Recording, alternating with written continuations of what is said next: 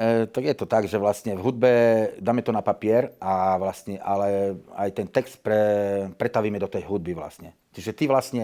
keď pustíš tú našu skladbu, tak vlastne sa ti odborajú, napríklad si zlozeň, možno nejakú autoritu alebo niečo, ako čo ja viem, tam 6000 Bloody Crosses, všetci krvať Kirill, keď prehral Spartakov a zabili nejak, ako keby ty sa cítiš, niekto teba zničil, ponížil. Ale keď počúvaš ten text a do toho ti ide tá hudba, tak vlastne ty sa vykričíš počúvaním tej hudby, vlastne, čo sme my dali vlastne dovnútra toho a ty vlastne počuješ nás ako keby a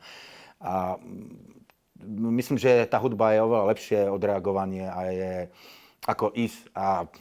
robiť doslovne, že keď niekto nepochopí ten text alebo niečo urobí také niečo zlé, ako niektoré kapely píšu brutálne texty, ale verím, že nie všetky to tak myslia, ale robia to obrazne. Hej. Takže myslím, že tá hudba je lepšie počúvať tú hudbu a tam sa v nej vykričať a vidieť sa a tvoriť a myslieť pri nej, ako navonok proste bez hlavo robiť niečo, čo nie je správne.